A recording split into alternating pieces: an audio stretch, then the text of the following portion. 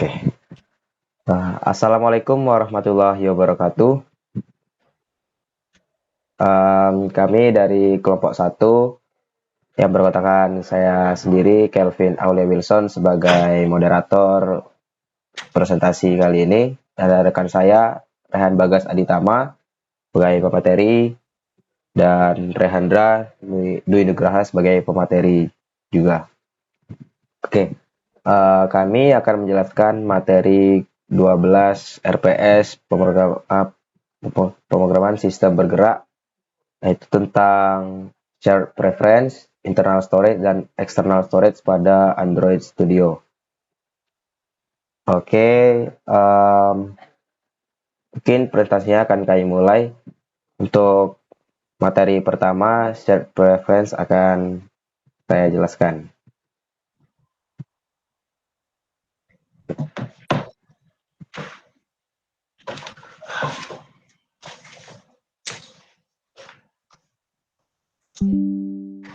Oke. Shared preference pada Android development. Pada shared preference ini saya akan menjelaskan 3 materi, yaitu apa itu shared preference, menyimpan data di aplikasi seluler, dan langkah-langkahnya.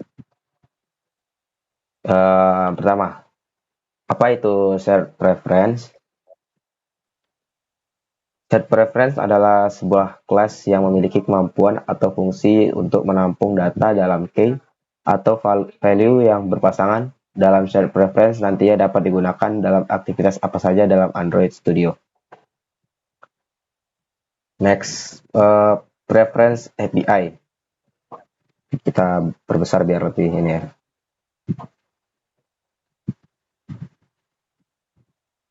Preference API.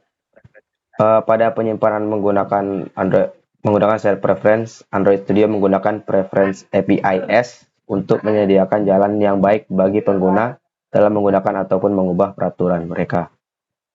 Next, contohnya, sebagai contoh, user interface untuk pengaturan dapat menggunakan preference activity ataupun preference fragment. Lalu jika pengguna mengubah pengaturan, maka data yang terdapat di dalam shared preference akan berubah ataupun terupdate. Itu tadi adalah preference activity ataupun preference fragment dalam user interface. Next. Lalu materi kedua, menyimpan data di aplikasi seluler. Oke, pengantar penyimpan data dalam aplikasi seluler. Ada banyak cara untuk menyimpan data di aplikasi Android.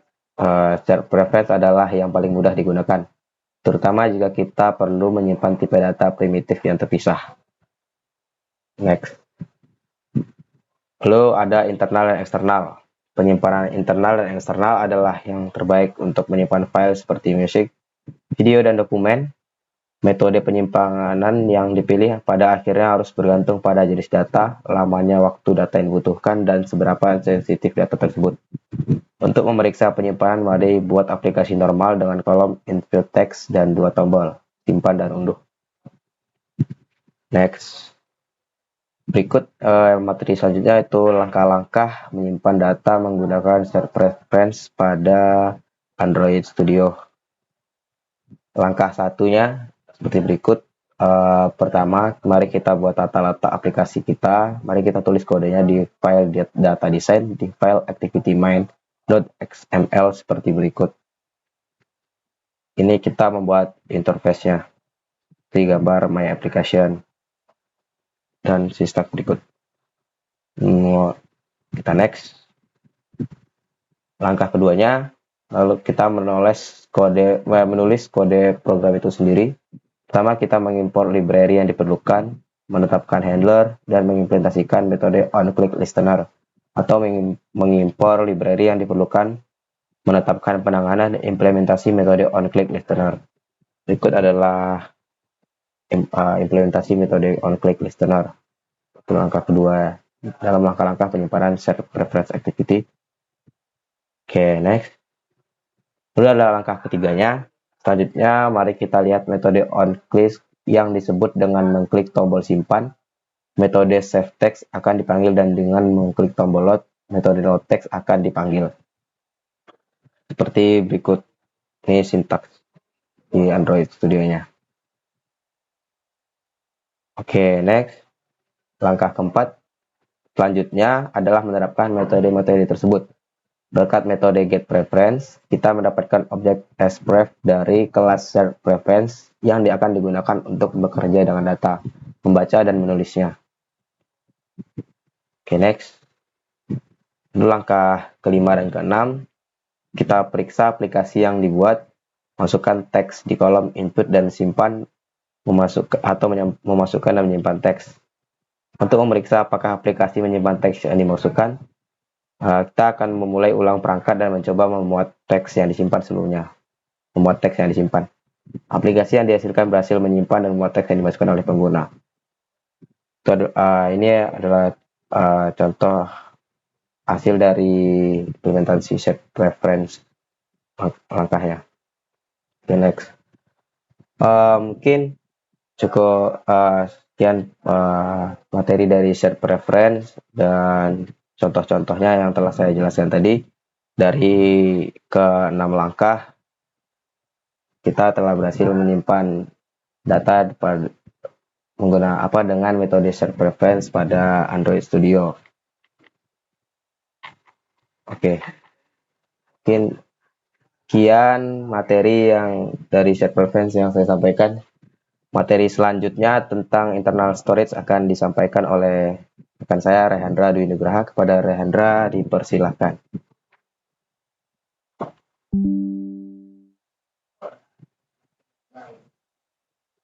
Baik, terima kasih kepada moderator yang telah mempersilahkan saya untuk menjelaskan tentang internal storage.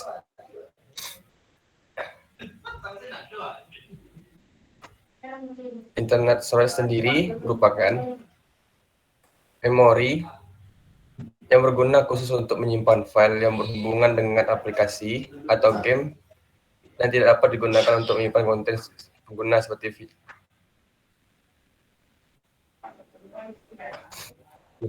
video, musik, dokumen, sebagainya. Lanjut.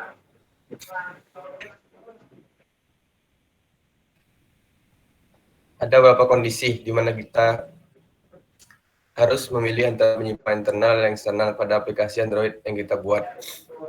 Kalian mungkin juga dapat menggunakan keduanya pada aplikasi tersebut. Berikut merupakan kondisi di mana kita harus menyimpan internal atau eksternal. Internal storage ini telah tersedia. Yang pertama, file yang disimpan di sini hanya bisa diakses oleh aplikasi itu sendiri. Yang kedua, bila pengguna mencopot atau uninstall pemasangan aplikasi, sistem akan membuang semua file aplikasi tersebut dalam penyimpanan internal. Yang ketiga, penyimpanan internal digunakan juga kita ingin memastikan bahwa pengguna manapun aplikasi lain tidak bisa mengakses file tersebut. Lanjutnya,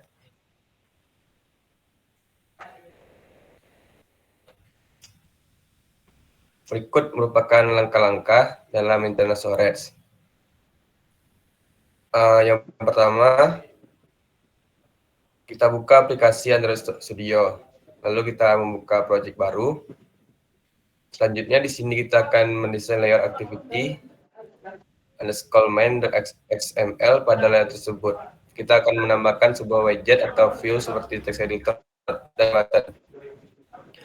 Berikut merupakan kode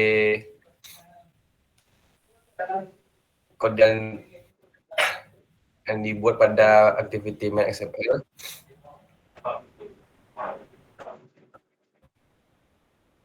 Seperti yang terlihat di sini, dapat versi encodingnya. Di bawahnya terdapat inner layout Android X HTML.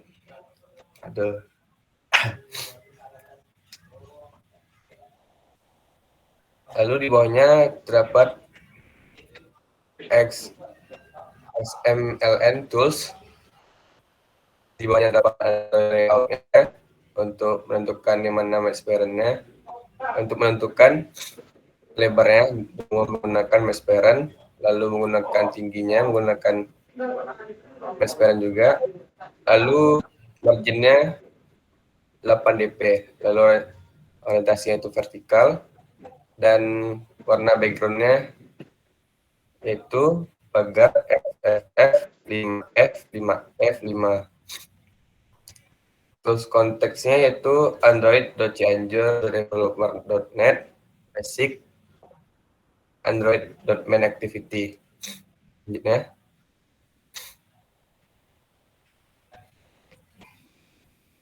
lalu di sini kita atur untuk edit teksnya.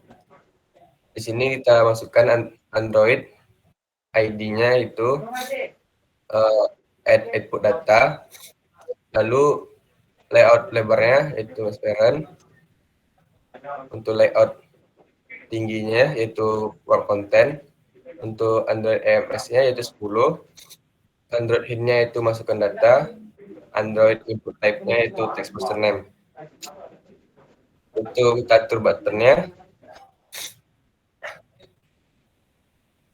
itu Android ID-nya itu save internal, Android layout untuk lebarnya itu mesh parent, layout lebarnya itu work content, dan Android text-nya itu simpan ke internal.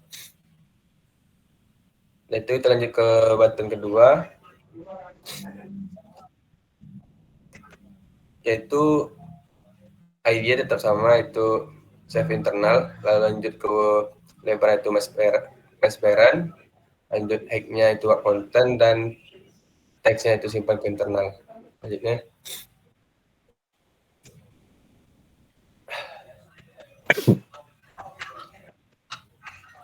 Lanjutnya, kita buka file mainActivity.java pada project-nya. Yang pertama kita akan memasukkan source code untuk internet storage, yang mana package-nya kita menggunakan package android.cianjur.developer.net.basic android. Lalu kita import semua library yang kita gunakan. Di sini kita menggunakan beberapa library, yaitu library Android content.context, yaitu Android support, lalu Android bundle, Android view, Android widget button, Android widget edit text, Android widget toast, dan java.io file output stream. Lanjut.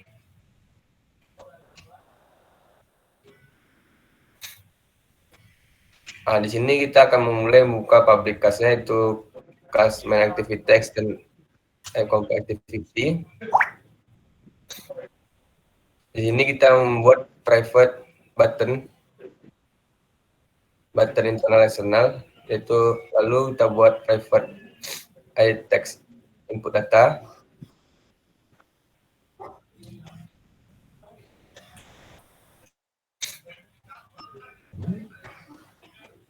Lanjut, di bawahnya terdapat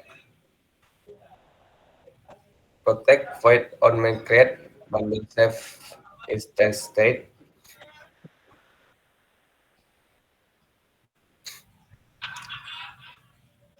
Seperti yang terlihat di bawahnya, berisikan super on create, save instance state, set content view, add layout activity.main.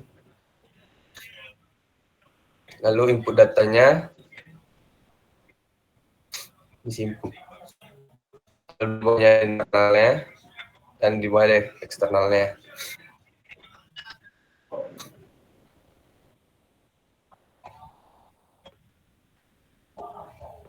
Lalu kita membuat di bawahnya, kita buat public void on click. Ini yang digunakan untuk membuat dan menulis file atau data pada penyimpanan. Lalu kita bikin try. Di sini kita membuat berkas baru dengan mode private. Lalu di bawahnya kita menulis data baru dengan konversi ke dalam bentuk byte. Lalu yang terakhir, menutup file output stream. Lanjutnya, Pin.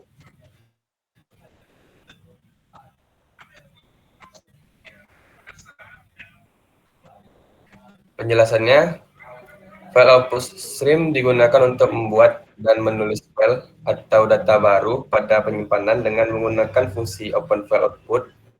Pada fungsi tersebut kita membuat berkas baru dengan nama data saya yang mempunyai akses global, yang artinya file tersebut hanya bisa diakses oleh aplikasi itu sendiri.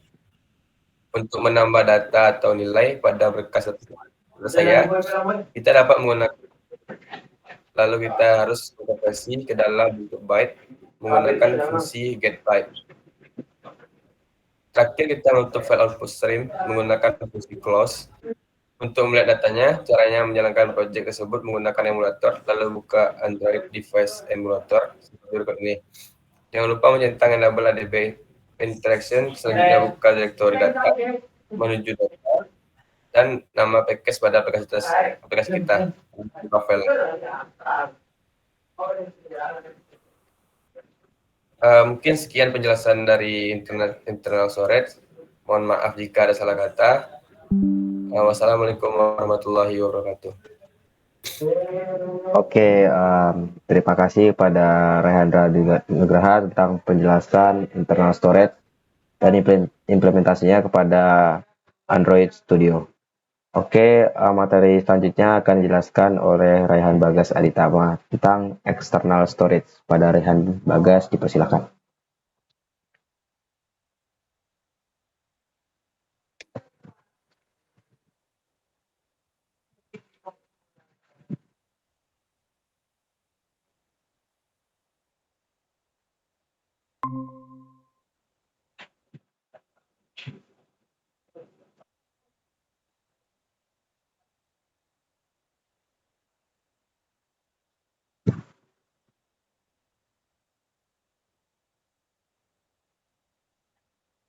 Baik, saya Raihan Bagas Aditama akan presentasikan salah satu poin dari data persistence, yaitu external storage.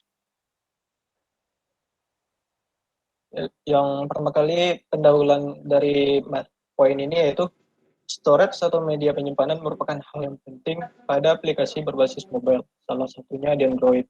Berdasarkan data penyimpanan, di Android terdapat dua jenis, yaitu data temporary dan data persistence. Data temporary umumnya diproses melalui internal storage dalam bentuk cache. Sedangkan data persistence disimpan secara permanen dalam satu file. Android menyediakan beberapa solusi untuk menangani data persistence, tergantung dari sifatnya, apakah private atau publik. Beberapa solusi yang dipilih harus sesuai dengan kebutuhan spesifiknya, seperti apakah data yang disimpan akan bersifat private atau boleh diakses secara bebas dan kurung publik, serta banyak space yang dibutuhkannya. Selain itu, Android juga menyediakan cara untuk membuka data private ke aplikasi lain apabila diperlukan melalui content provider. Selanjutnya saya akan membahas jenis-jenis storage pada data persistence. Yang pertama yaitu internal storage, yaitu directory private yang hanya diakses pada aplikasi itu sendiri. Lalu yang kedua yaitu external storage, yaitu directory publik dapat diakses secara lebih luas pada aplikasi itu sendiri dan aplikasi lainnya. Pada materi yang saya bawakan ini, kita akan berfokus pada external storage. Jadi dari pembahasan external storage ini, yang pertama yaitu apa itu external storage? Yaitu penyimpanan eksternal adalah ruangan bersama terbuka yang mungkin tidak selalu tersedia di perangkat Anda. Ini menyimpan data yang dibagikan di antara dan dapat diakses oleh semua aplikasi di perangkat. Ini terdiri dari ruang yang disediakan oleh penyimpanan bersama bawaan perangkat bersama dengan ruang yang disediakan oleh volume yang dapat dilepas yang terpasang seperti kartu SD. Selanjutnya yaitu jenis-jenis penyimpanan eksternal. Yang pertama yaitu primary external storage atau penyimpanan eksternal utama.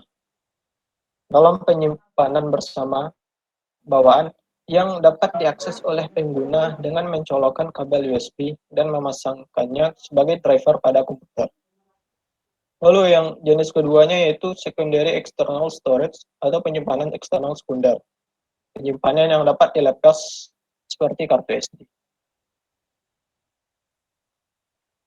Karakteristik dari external storage yang saya dapatkan yaitu ada 4. Yang pertama, tidak terlalu tersedia atau dapat dihapus. Selanjutnya, menggunakan file system dari device atau eksternal seperti SD card. Yang ketiga, word readable. Semua aplikasi dapat membaca. Yang keempat, saat aplikasi di uninstall, sistem tidak menghapus file tersebut. Selanjutnya, saya akan membahas pengguna external storage pada masa awal-awal Android. Sebelum Android O dalam kurung API 29, metode get external storage directory tidak ditinggalkan dan hidup lebih mudah. Sebagian besar pengembang hanya mendefinisikan penyimpanan eksternal sebagai pohon direktori yang dikembalikan oleh metode ini. Karenanya, yang harus Anda lakukan untuk membuat file di penyimpanan eksternal adalah membuka aliran byte atau aliran karakter kolagasi yang dikembalikan oleh metode ini dan menulis byte atau karakter Anda ke sana seperti yang Anda lakukan saat membuat file dengan Java. Sebelum Android KitKat atau 4.4, Anda hanya memerlukan izin untuk menulis ke jalur ini. Namun setelah KitKat, Anda juga memerlukan izin untuk membaca dari jalur ini. Izin ini harus diberikan secara eksplisit oleh pengguna. Bagaimanapun, hidup masih jauh lebih mudah.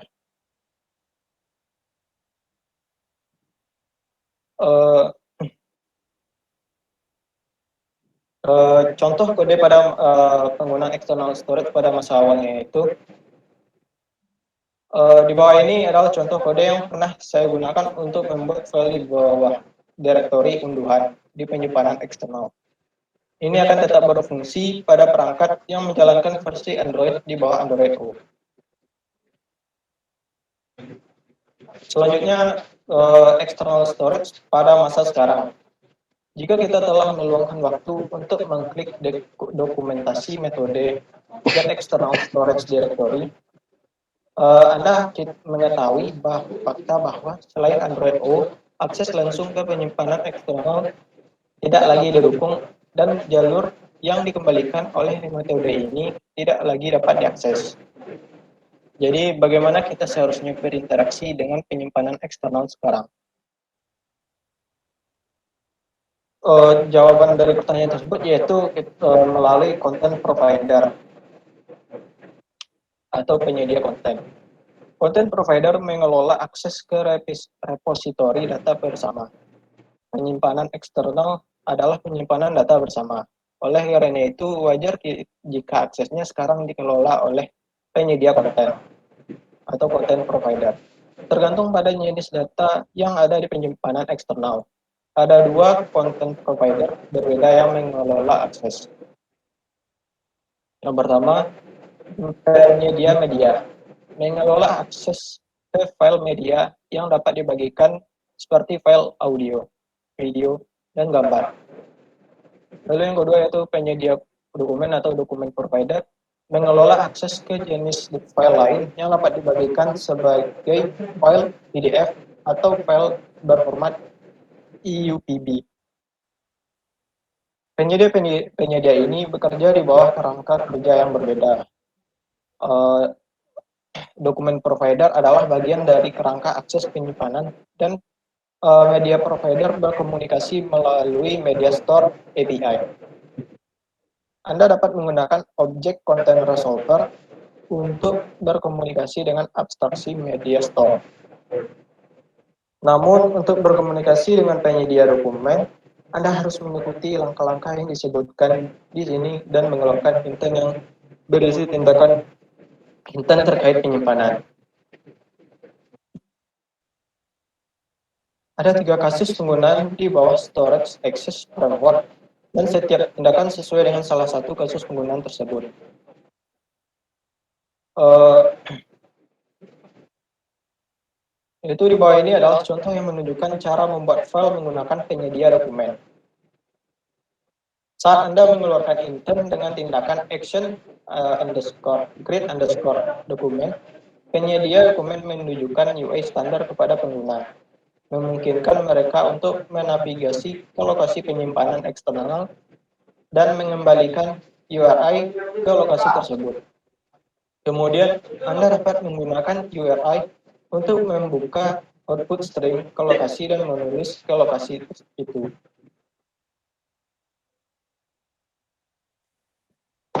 Yang terakhir yaitu saran penggunaan external storage. Gunakan penyimpanan eksternal untuk file yang harus disimpan secara permanen, bahkan jika aplikasi Anda dicopot pemasangannya. Dan tersedia bebas untuk pengguna dan aplikasi lainnya, seperti foto, gambar, atau dokumen yang dibuat oleh aplikasi. Beberapa file privat yang tidak memiliki nilai bagi aplikasi lain juga bisa disimpan pada penyimpanan eksternal. File semacam itu bisa berupa sumber daya aplikasi tambahan yang telah diunduh, atau file media sementara. Dan pastikan menghapusnya bila aplikasi Anda telah dicopot pemasangannya. Sekian presentasi saya mengenai poin external storage. Saya kembalikan kepada moderator yaitu Taufik. Oke, baik. Terima kasih pada Saudara Rehan Bagasaditama untuk materi external storage-nya. Cukup jelas ya.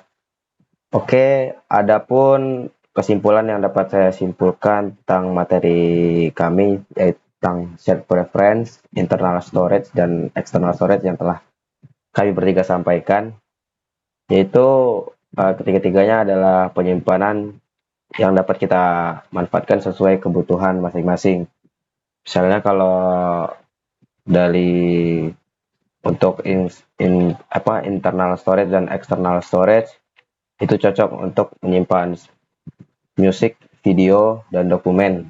Kalau external storage lebih ke dokumen yang permanen. Namun kalau untuk shared preference itu lebih bagus karena menggunakan preference API untuk menyediakan jalan yang baik bagi pengguna dalam menggunakan ataupun mengubah dalam pengaturan mereka. Untuk user interface-nya, shared preference akan berubah ataupun terupdate. Oke, berikut mungkin cukup sekian yang dapat kami sampaikan tentang materi kami. Jika ada kesalahan, kami mohon maaf.